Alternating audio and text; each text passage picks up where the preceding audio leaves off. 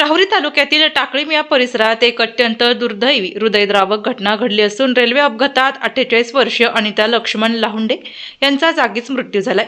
या घटनेमुळे संपूर्ण परिसरात शोककळा पसरली आहे। मिळालेल्या माहितीनुसार टाकळीम या गावातील रहिवासी असलेल्या अनिता लाहुंडे या नेहमीप्रमाणे शेतमजुरीसाठी मुसळवाडी येथे जात होत्या। रेल्वे मार्ग ओलांडत असताना दौंडहून मनमाडकडे जाणाऱ्या मालगाडीची जोरदार धडक त्यांना बसली। या भीषण धडकेत त्यांच्या डोक्याला आणि पायाला गंभीर दुखापत झाली आणि त्यांचा जागीच मृत्यू झाला।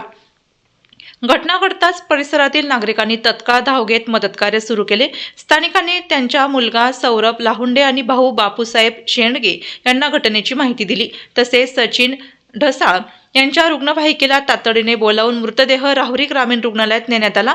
तेथील वैद्यकीय अधिकाऱ्यांनी तपासून त्यांना मृत घोषित केले। पुढील कारवाईसाठी मृतदेह स्वविच्छेदनासाठी पाठवण्यात आला आहे।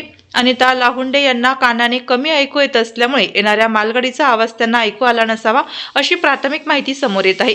विशेष म्हणजे 15 वर्षापूर्वी त्यांच्या पतीचे निधन झाले होते। त्यानंतर त्यांनी मोलमजुरी करून आपल्या कुटुंबाचा सांभाळ केला। त्यांच्या पश्चात 2 विवाहित मुली आणि 2 मुले असा परिवार आहे। कष्टाळू व संघर्षशील स्वभावामुळे त्या गावात सर्वांच्या परिचयाच्या होत्या।